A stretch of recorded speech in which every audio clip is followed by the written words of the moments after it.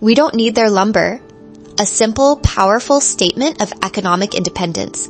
The policy that followed this promise was a wall of tariffs against Canadian softwood, a new tax on finished wood stacked on top of existing duties, creating a combined effective border tax approaching 40%. The stated goal was to insulate American industry, but this raises the core question of our entire analysis. Did this financial wall actually work? Or did it paradoxically make the American dream, the single-family home, profoundly more expensive for the very people it claimed to protect? The answer isn't found in political rhetoric.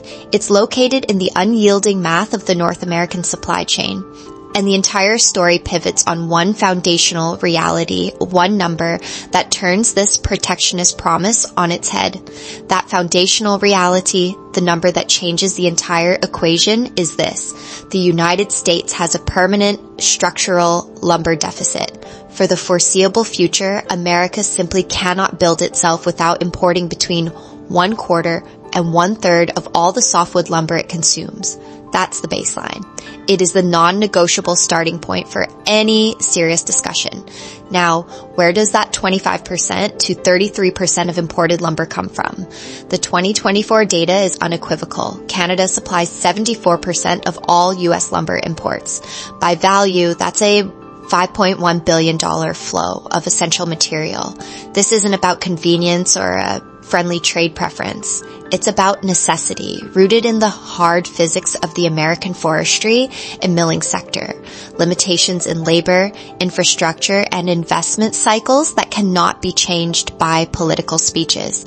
The standard political rebuttal is predictable. We'll just ramp up domestic production. Here is where the math becomes impossible to ignore. A 2025 report from Global Wood Markets Info is clear. U.S. sawmills are running at about 78% capacity.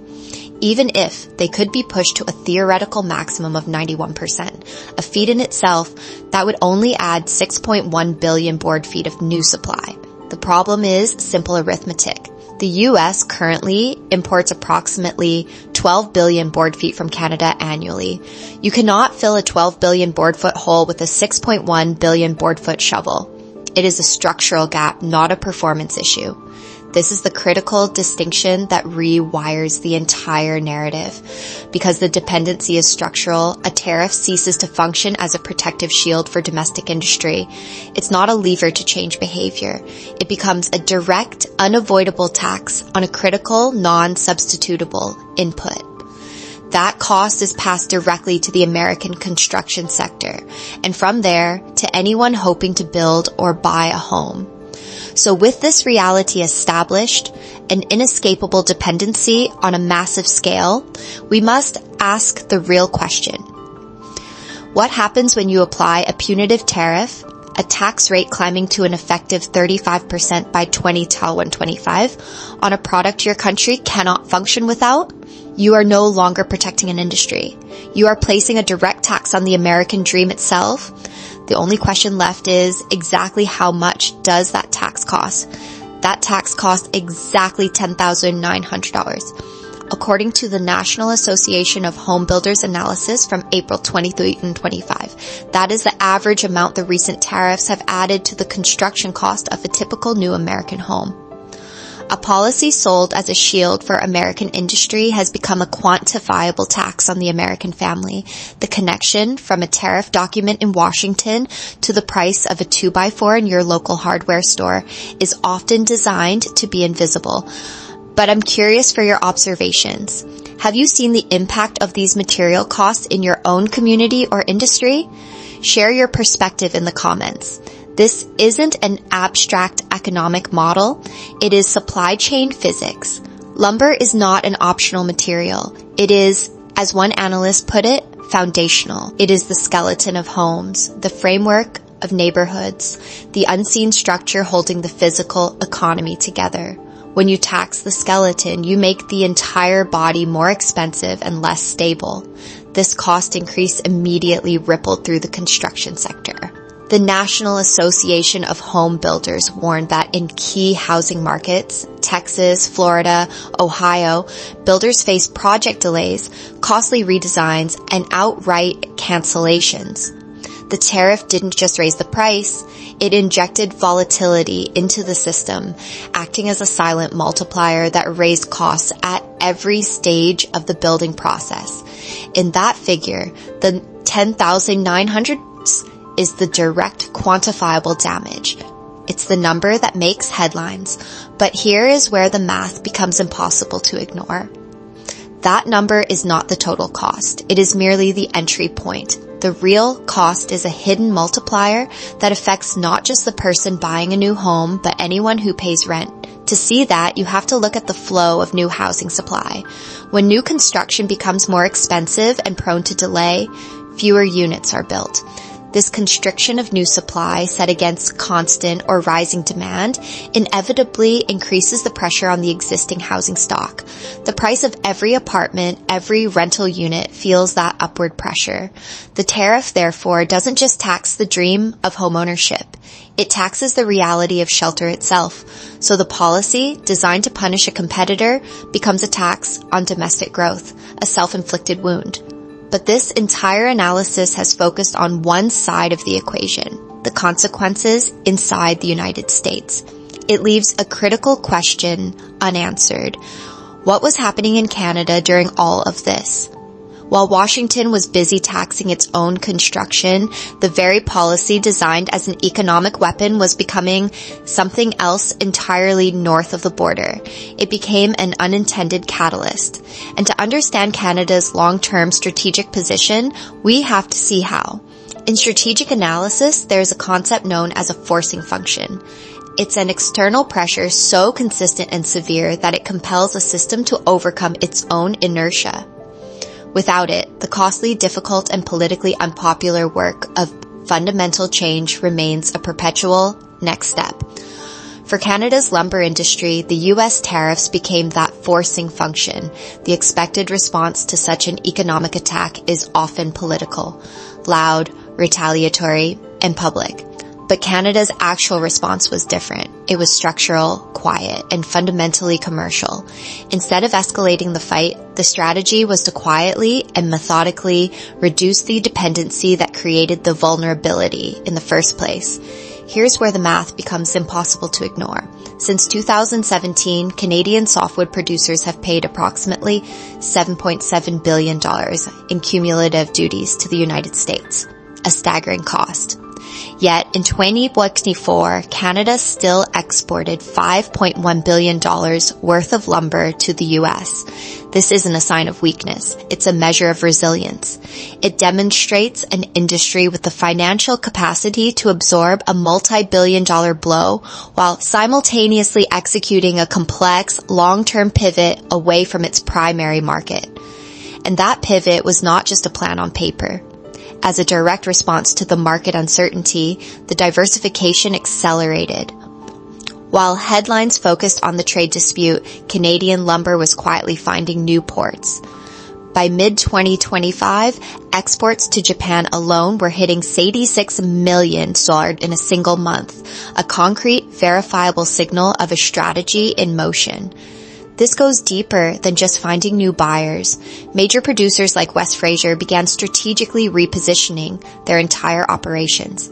They weren't just selling the same product to different people, they were preparing to meet different global standards and demands in Asia and Europe.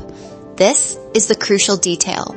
It represents a fundamental shift in the industry's DNA, triggered and financed, ironically, by the pressure from its largest partner.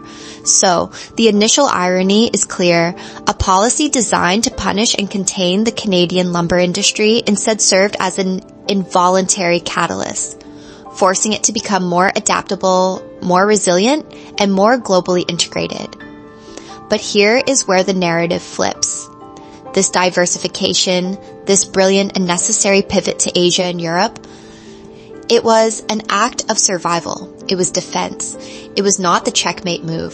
The true strategic response, the one that leverages Canada's unique position to not just compete, but to redefine the very materials of the future, was happening in parallel. And that is where this story gets far more interesting. That true strategic response was not a pivot. It was a fundamental upgrade, a move that shifts the entire geometry of the competition. For decades, industrial economics has shown a consistent pattern. Sustained external trade barriers create a powerful, predictable incentive for a nation to escape the commodity trap. You don't just find new customers for the same low-margin product. You are forced to retool your entire industrial base to produce higher margin goods. It's a long-term adaptation that, as RBC Economics has noted, has been underway in Canada's resource sectors for years. The latest tariff simply acted as a massive accelerant on this process. The economic physics are therefore straightforward. Sustained pressure forces a move up the value chain. But the application here wasn't simply about producing a marginally better 2x4. That's a surface level interpretation. The actual strategic response was happening at a structural level. Canada wasn't just selling timber anymore. It was engineering an entirely new asset class, a material that Washington's policy, ironically, provided the seed capital to develop. To make this intuitive, imagine you've sold raw coffee beans for decades. The tariffs were like your main buyer, suddenly making it difficult to sell those beans. You don't just find other buyers, you invest in roasting equipment and industrial-grade espresso machines. You hire baristas, you start selling high-priced, high-margin lattes directly to the world.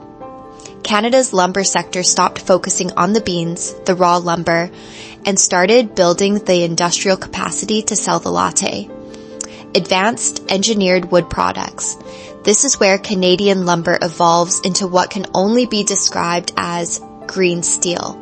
We're talking about high-tech materials like cross-laminated timber or CLT and other forms of mass timber.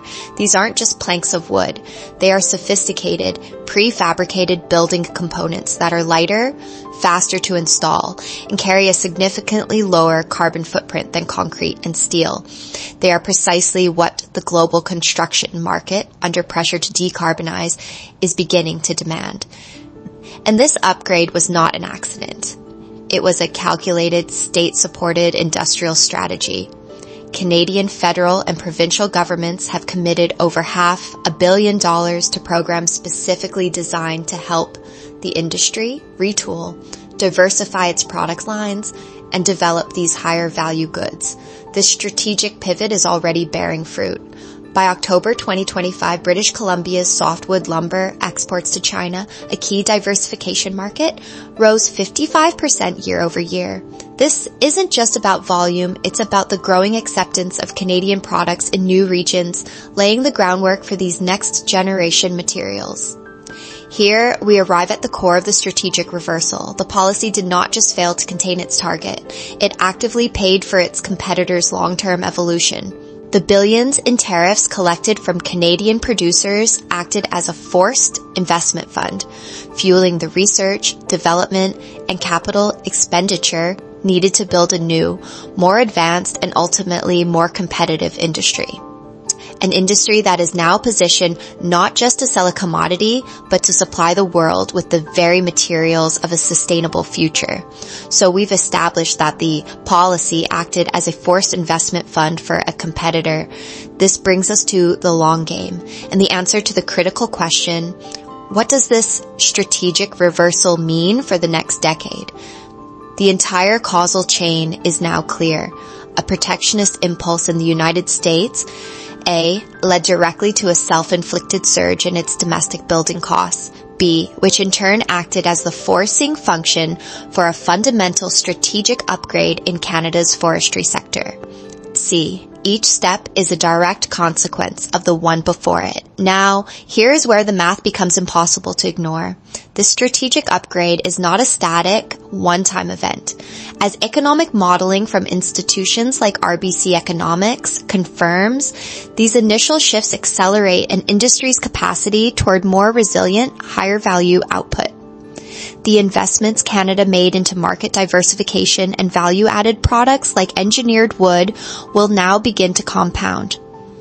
over the next 5 to 10 years, this will give the Canadian forestry sector progressively greater insulation from the volatility of any single market, including the United States. It's the difference between holding a single volatile stock and holding a diversified global portfolio.